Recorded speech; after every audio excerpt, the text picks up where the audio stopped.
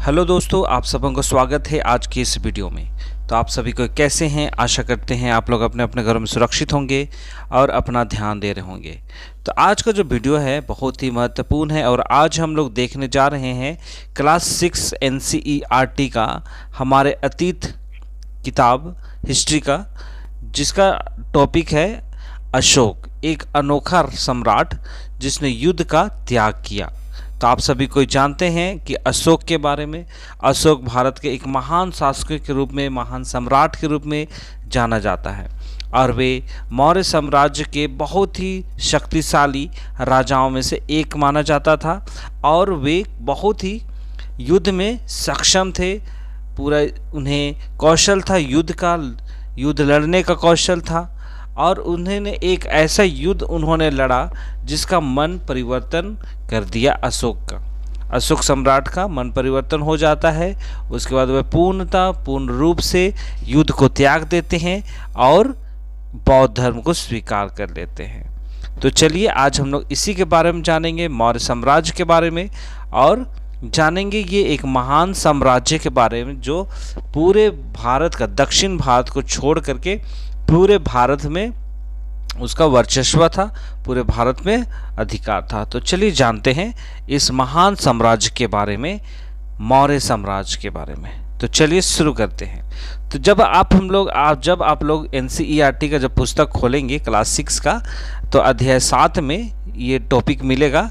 तो वहीं पे आपको शुरू में ही दिखाई पड़ता है एक चीज, जहाँ पे लिखा हुआ है यहाँ पे, तो वहाँ है रोशन के रुपये। तो यहाँ पे एक बच्ची का चित्र दिया हुआ है जिसका नाम क्या है? रोशन। तो उसका जन्मदिन रहता है और उसके दादाजी उसको एक कड़क नोट, एकदम नया नोट है ना, जिसको छूने से एकदम नोट को हिलाने से पूरा आवाज आएगा, उतना कड़क नोट था, एकदम नया नोट। तो उसको दादाजी जो थे, रोशन के दादाजी, उनको जन्मदिन के अवसर पे उनको गिफ्ट देते हैं रुपए, है ना।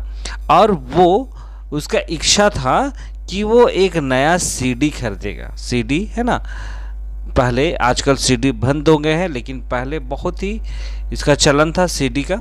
तो उसका इच्छा था कि वो CD खरीदेगा, लेकिन उनको इतना सुंदर कड़क नोट मिला था कि वो बार बार उसको देखना चाहती थी, छू के महसूस करना चाहती थी। क्योंकि अगर आप लोग भी खुद देखिएगा कि जब आप लोगों को न्यू नोट मिलता है, नया नोट, तो कुछ अलग ही छूने में अलग ही एहसास होता है, छूने में अलग ही महसूस करता है। तो वही चीज़ यहाँ पर रोशन इसको महसूस करना चाहती थी छू करके, है ना। जब वो नोट को देखती है तो नोट के दाहिनी ओर, है ना, दाहिनी ओर गांधी जी का चित्र रहता है और उसी के बाईं ओर में एक छोटे छोटे शेर के चित्र बने हुए हैं, है ना। तो उसने सोचा कि जो शेर को देख करके, ये जो शेर है वो कहाँ से आया, क्यों बना हुआ है, ये भारत का राष्ट्र चिन्ह के रूप में इसको क्यों माना जाता है, ऐसे ऐसे सवाल आते ही होंगे आप सबों के मनों में भी। तो इसी से संबंधित है आज का ये वीडियो। तो यहाँ पे आप लोग जिस शेर के बारे में यहाँ पे मैंने जिक्र किया, तो वही है ये शेर जो आपके नोट में भी देखने को मिलता है, ठीक है।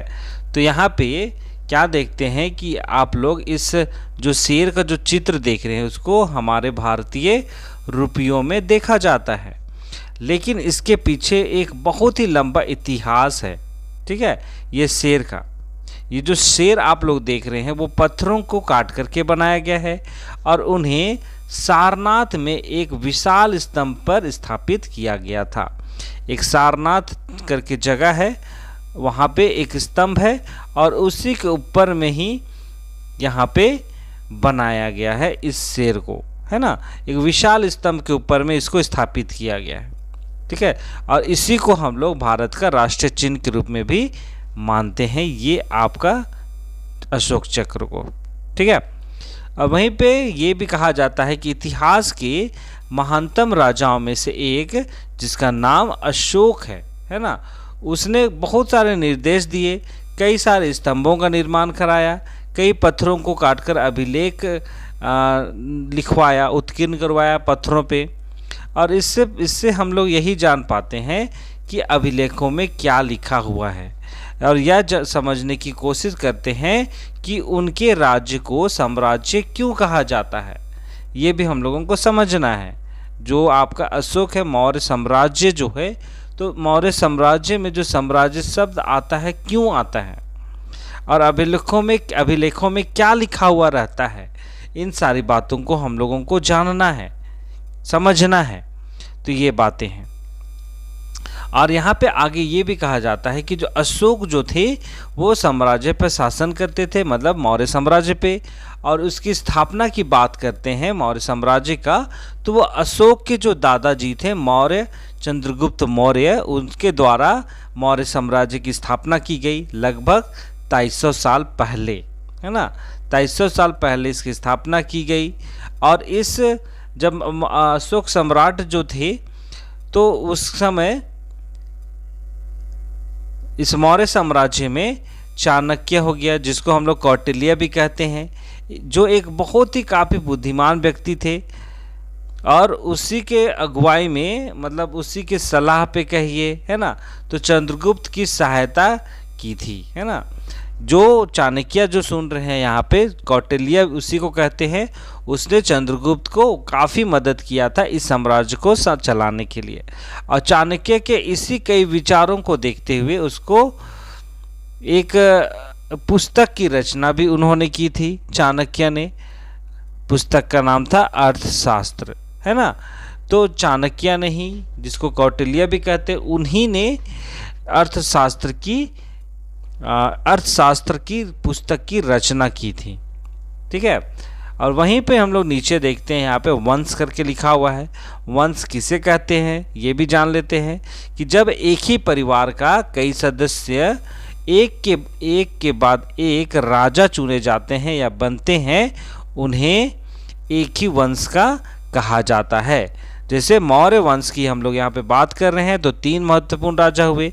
चंद्रगुप्त मौर्य जो इसकी स्थापना किए, फिर चंद्रगुप्त मौर्य का बेटा बिंदुसार हुआ, बिंदुसार का पुत्र कौन हो गया, अशोक हो गया। तो बहुत ही 3 महत्वपूर्ण राजा यहाँ पे हम लोग देखने को मिलते हैं, जिन्होंने पूरे भारत में अपना साम्राज्य को फैलाने का काम भी किया था, ठीक है। चलिए अब हम लोग आगे देखते हैं। आगे अगर हम लोग बात करेंगे मौर्य साम्राज्य का, तो मौर्य साम्राज्य के अंदर में बहुत सारे नगर थे, ठीक है, जिसको हम लोग आगे मानचित्र के माध्यम से समझेंगे। तो मौर्य साम्राज्य का जो राजधानी की बात अगर कहा जाए, तो पाटलिपुत्र, जिसको हम लोग वर्तमान में पटना कहते हैं, आपका उज्जैन हो गया, और तक्षशिला जैसे प्रमुख नगर थे राजधानी के रूप में। और तक्षशिला के उत्तर पश्चिम और मध्य एशिया के लिए आने जाने का मार्ग था। जो तक्षशिला जो है ना, तक्षशिला कहाँ पे है, तक्षशिला अभी वर्तमान में पाकिस्तान में है, जहाँ पे हम लोग देखते हैं उत्तर और पश्चिम और मध्य एशिया में आने जाने के लिए इस मार्ग का इस्तेमाल किया जाता था, तक्षशिला का, जो वर्तमान में भी पाकिस्तान में है। और जब आने जाने का जो मार्ग की बात कर रहे हैं, वो सिर्फ और सिर्फ क्या है, व्यापार के माध्यम से किया जाता था।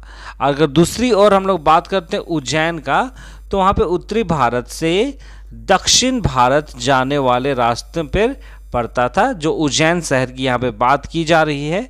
तो चलिए हम लोग यहाँ पे आगे हम लोग देखेंगे कि उज्जैन कहाँ पे है, तक्षशिला कहाँ पे है, पाटलिपुत्र कहाँ पे है।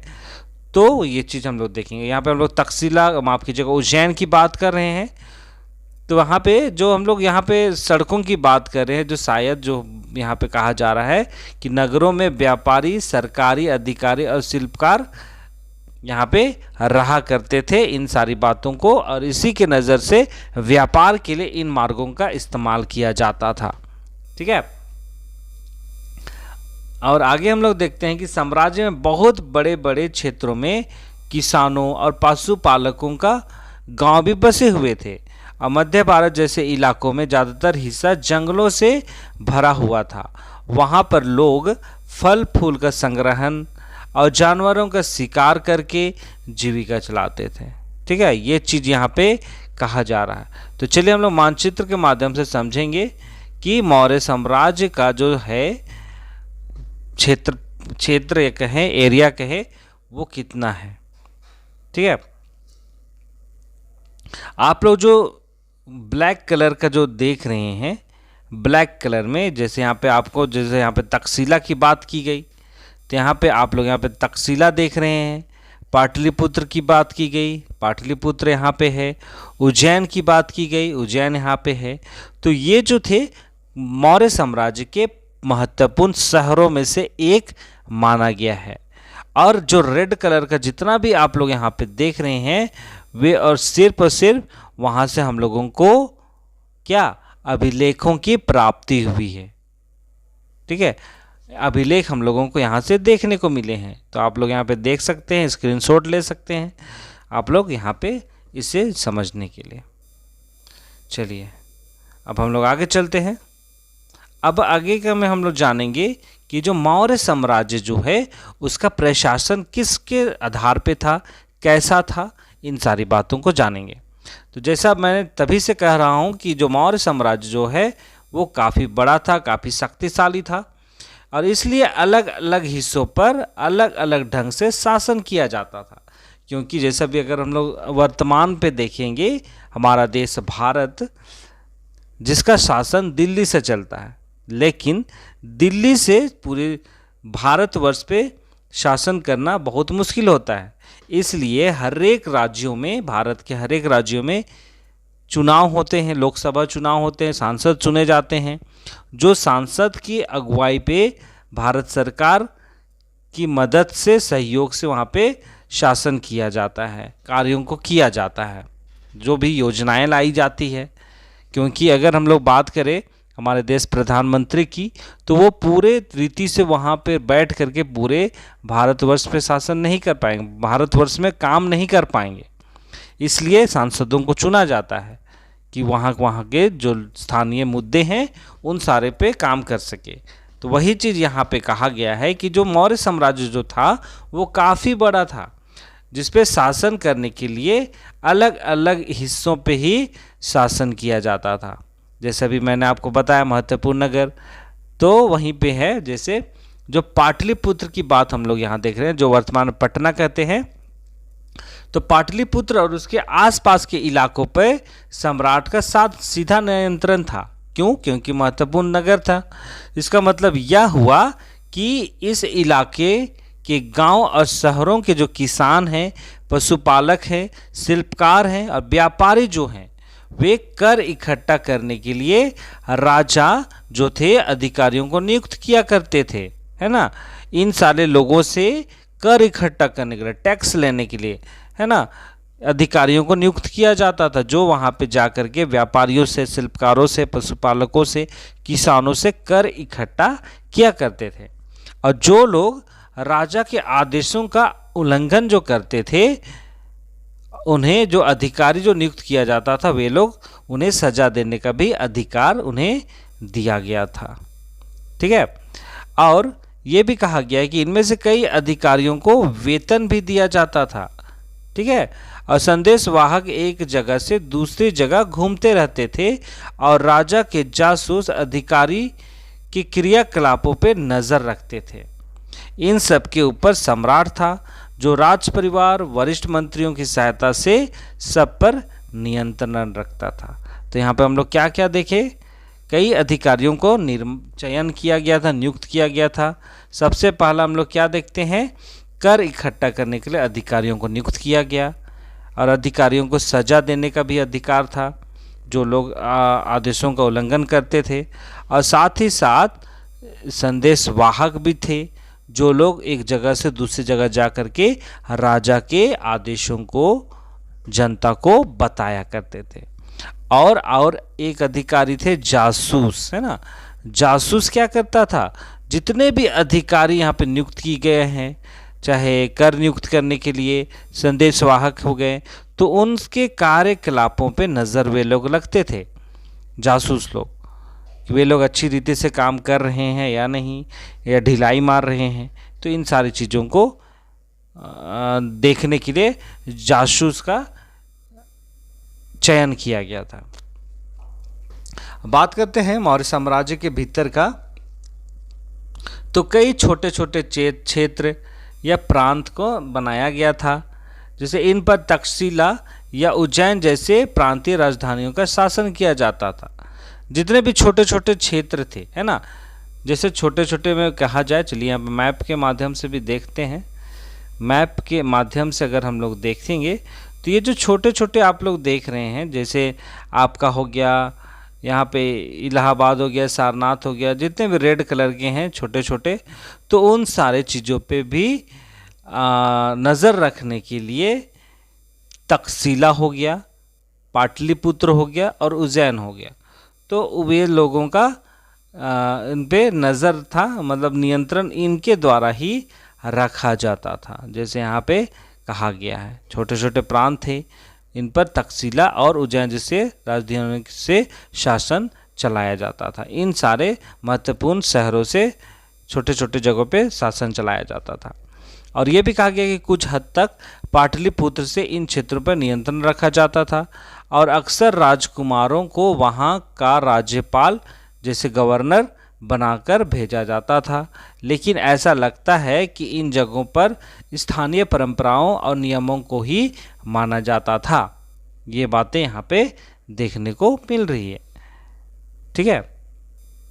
तो यहाँ पे साफ साफ कहा गया है कि छोटे छोटे जितने भी प्रांत थे, क्षेत्र थे, तक्षशिला से शासन चलाया जाता था, उज्जैन से शासन चलाया जाता था। और वहीं पे इन छोटे छोटे शहरों पे जाने के लिए, वहाँ के लोगों को देखने के लिए जितने भी वहाँ पे हैं राजकुमार थे होंगे या कुछ भी होंगे, उनको गवर्नर या राज्यपाल के रूप में भेजा जाता था। लेकिन यहाँ पे बहुत सारी ऐसी चीज़ें देखने को मिली है, इससे पता चलता है कि इन क्षेत्रों में सिर्फ और सिर्फ स्थानीय परंपराओं और नियमों को ही फॉलो किया जाता था। तो ये चीज़ यहाँ पे कहा गया है।